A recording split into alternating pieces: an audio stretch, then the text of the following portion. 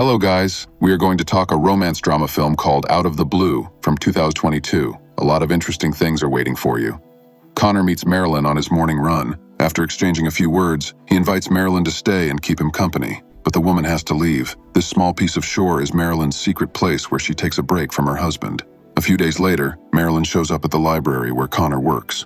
Suddenly, Connor notices a bruise on the girl's face. According to Marilyn, it happened on the day she was talking to a guy on the beach. She did not return home on time and was abused by her husband at home, but she didn't come here to complain.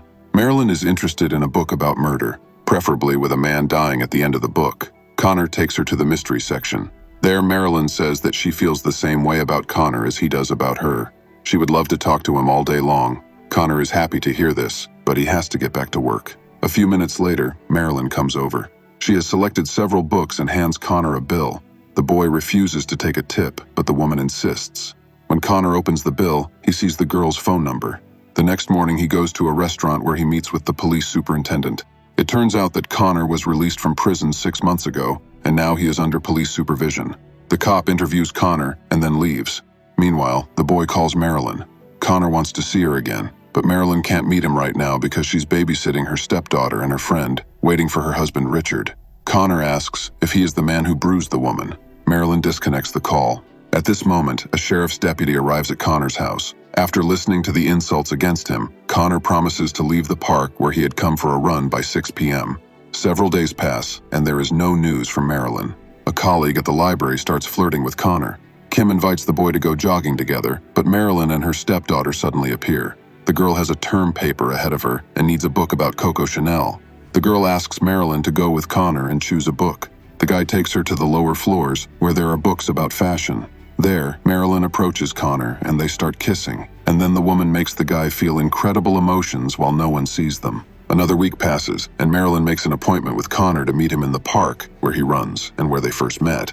The couple starts kissing, and then they do something that can't be shown on YouTube. Resting after a hard class, Marilyn says that she would live in this moment forever, but it's a pity that it's not possible. Despite the fact that they know almost nothing about each other, she likes Connor, and she would tell him so every day if the guy belonged to her. What a pity that will never happen. She would be happy to run away from her husband, but Marilyn is afraid for her stepdaughter Astrid, who is being beaten by her father. The bruise that Connor saw was caused by her trying to protect her stepdaughter. The guy offers to turn this evil man into the police.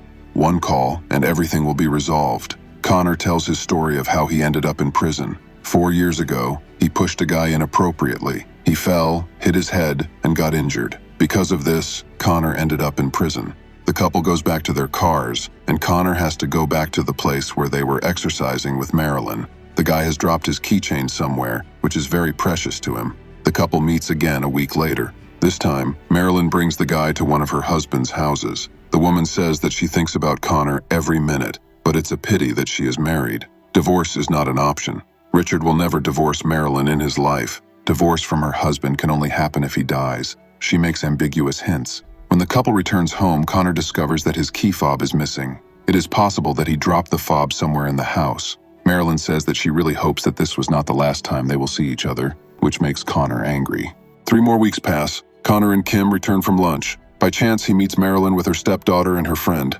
After learning from Astrid that she has passed her term paper, Connor and Kim are about to go on, but Marilyn stops them. The woman wants to ask about a book in which lovers get rid of their husbands, and Marilyn wants to know if they got away with it. Despite the fact that the husband dies in the book, everything does not end well. Later that day, Connor receives a call from Marilyn. From her silence, he guesses that her husband has beaten her again. Connor says that if the characters in the book had stuck together, everything would have ended well. Marilyn asks him why he's bringing up the book now. Connor says that if they decide to do what they did in the book, there will be no turning back. Marilyn agrees. She makes an appointment for tomorrow at the same house where they met 3 weeks ago. According to Marilyn, in a few days, she and her stepdaughter will be leaving town for a couple of days to go shopping.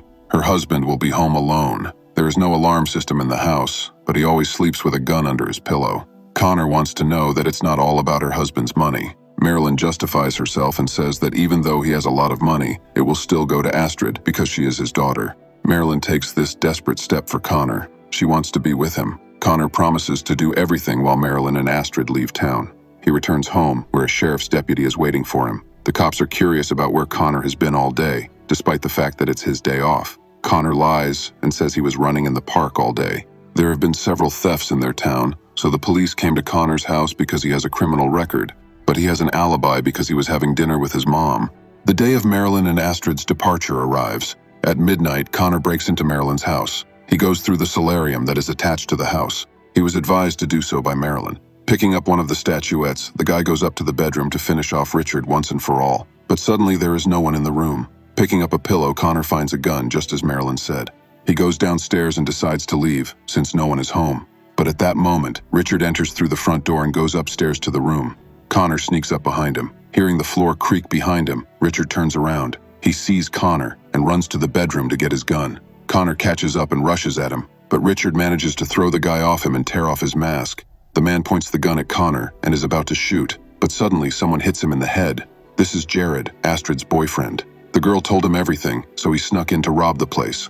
When he heard the struggle, he came to Connor's aid. Taking Richard's gun, Connor shoots Jared. Connor returns home and gets a call from Marilyn. Connor warned the woman not to call him for a few weeks. The guy is angry with her because he thinks that Marilyn put Jared up to it. His appearance at Richard's house is not accidental. Connor confesses that he had to kill Jared.